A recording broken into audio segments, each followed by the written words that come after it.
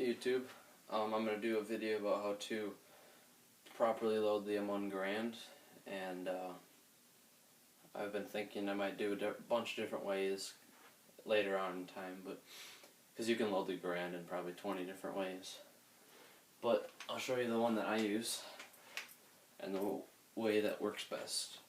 Now this method I would not recommend for someone who just has gotten a Garand, and yeah, well, I'll show you the two ways to load it. First of all, the gun's unloaded. There's nothing in there.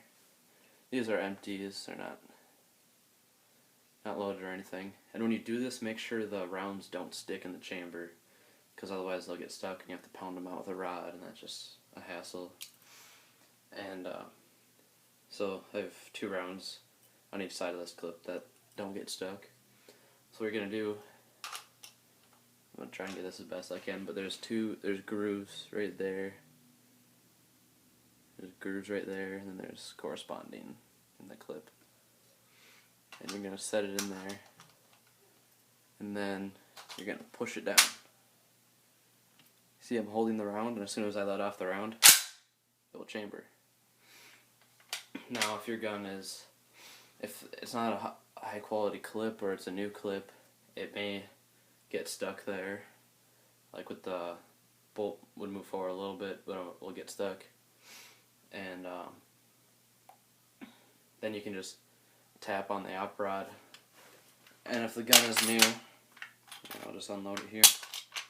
And if the gun is new, then it could potentially get stuck on where the op rod gets forward. Another way to load it, which I would recommend for people that are new to the Garand, because yes, you can get Garand thumb, but as long as you're holding down that round, the top round, really hard and firm, this op rod will not go forward. So as soon as you let the pressure off that round, it will chamber. As in what I just demonstrated, you can rewind it and watch that. But a way that it's good for people that are new to the Garand, and when I first got the Garand, this is how I loaded it, because it was safer for the safety of my thumb, I guess.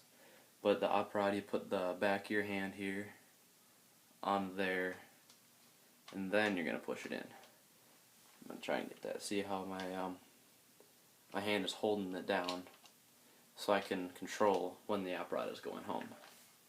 So then you're gonna push it down until you hear that click, and then see here.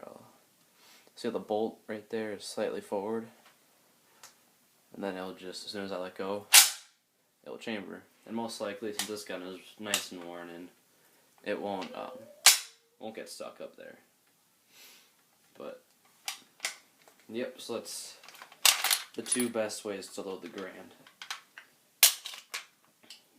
And you can also, here I'll show the unloading process here. So you're gonna load it. It's kind of hard to load it like this with the camera, because I'm sitting in, like, the gun's on my knee and stuff. But so you're gonna load it, and then like that, and then to get our round out, I'm just gonna let the shell go flying. But you're gonna pull the op rod back, make sure the bolt is all the way to the rear, and if I let go, it's gonna chamber another round. Let's see. There's this clip button right here. Once you push that, it will hold the bolt back. And then a way to close the bolt safely is you can have your finger here and then push down a little bit and then pull back on here. So once you pull back on the op rod, it'll release it and it'll go forward. And another thing to note is that when you load it, my Garand won't do this because it's broken in, but some Garands will get stuck right there on the follower, and as soon as you touch it, it'll slam your thumb into the gun. And this will hurt. I've put a pencil in there and then let the bolt slam home, and it just shatters the pencil. And so another way to do it, so the way I do it, is where you push down the follower, and as you have your hand on it, like right here, so you push it down and go like that. That's how I like to close it. I mean, you can just two-hand it, there's nothing wrong with that. But yeah, that's a little bit on how to operate the Garand, and comment, rate, and subscribe.